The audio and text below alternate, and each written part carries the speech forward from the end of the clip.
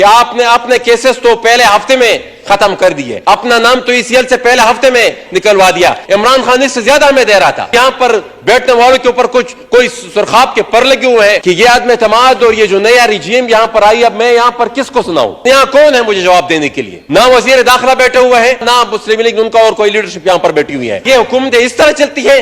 27 नवंबर को सुबह इस्लामाबाद एयरपोर्ट से मेरी फ्लाइट थी ताजिकिस्तान के लिए, और वहां पर हेरात सिक्योरिटी डायलॉग उनकी इंतजामिया ने मुझे मदऊ किया, तो उसमें शिरकत के लिए मैं जा रहा था और इस्लामाबाद एयरपोर्ट पर मुझे रोक दिया गया बगैर किसी वजह बताए, और सिर्फ ये कह रहे थे वो कि हमें ऊपर से ऑर्डर है। शायद किसी हवालदार ने उनको कॉल कर दिया हो। गुजारिश यह है कि ये एक ऑर्डर है 17 अक्टूबर 2022 को। 17 अक्टूबर को पाकिस्तान की वफाकी काबीना के हुक्म पर मेरा नाम ईसीएल से निकाला गया था।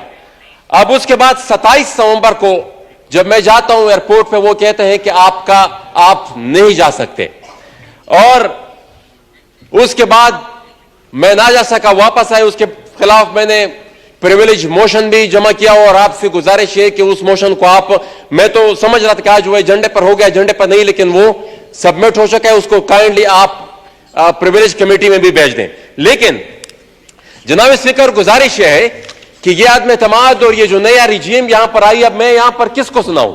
अब मुझे पता है कि मुफ्ती साहब तो हुकूमत के बिहाफ पर मुझे जवाब दे नहीं पाएंगे, लेकिन यहां कौन है मुझे जवाब देने के लिए? मैं अगर यहां पर अपनी फरियाद करूं भी तो कौन बैठा यहां पर मुझे जवाब देने के लिए? ना वजीर दाखिला बैठे हुए हैं कि उनके बिहाफ पर, या ना मुस्लिम लीग उनका और कोई लीडरशिप यहां पर बैठी हुई है।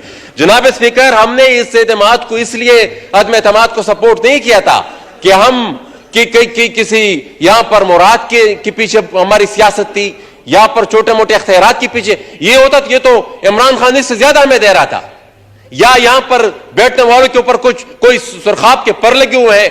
हमने तो इसलिए इस मूव को सपोर्ट किया था कि इमरान खान ने जो अवामी ताकत थी, जो सिविलियन सुप्रीमेसी थी, उसको अपने पैरों तले रोंद डाला था। जो अवामी इख्तियार था वो उसने सरेंडर किया था, और उसी की वजह से जो अदम एतमाद की मूव आई, हमने उस चीज को सपोर्ट किया। इसलिए नहीं था किया कि ये हुकूमत जो आएगी ये उन्हीं की जो सारे करतूतात थे उसको रेप्लिकेट करेगी। उनसे भी चंद कदम आगे है। आई एग्री विद मक्सी साहब। अब जनाब स्पीकर, यही अगर हमारा कंडक्ट हो तो हमें आइंदा के इलेक्शन के लिए इस मुद्दे के साथ अवाम के पास नहीं जाना चाहिए कि हमें वोट दें और हम आपकी नुमाइंदगी करें। आप इस नजरिए और इस सोच और इस मुद्दे के साथ अवाम के पास जाएं कि हमें वोट दें ताकि हमें वहां पर किसी हवलदार की नौकरी मिल जाए। ये नौकरी की सवा और कुछ नहीं है। ये क्या ये हुकूमतें इस तरह चलती है? जनाब स्पीकर, ये इस मुल्क में जमहूरियत के लिए यहां के पॉलिटिकल वर्कर्स और लीडरशिप ने काफी कुर्बानियां दी हैं। ये कुर्बानियां इसलिए नहीं दी कि हम यहां पर आकर जमहूरियत का गला कोंट दें, जमहूरियत का गला कोंट दें, और ये जमहूरियत के गले कोंटने के मुतरादिफ ही है। ये हम किस मुंह से आइंदा फिर वोट की इज्जत दो के नारे के साथ आवाम के पास जाएंगे? जब ये अमल होता रहा, मेरी जात कोई मसला ही नहीं है, हम तो कितने अरसे से क्या क्या कुछ नहीं फेस करता रहे, लेकिन यह बात है कि जब फिर हम दावा करें तो फिर दावा भी ना करें। जब हम बात करें और पब्लिक के पास जाएं कि वोट को इज्जत दो के लिए आप हमें सपोर्ट करें, और फिर जब हमें वो इख्तियार हमारे पास आता है तो फिर कंडक्ट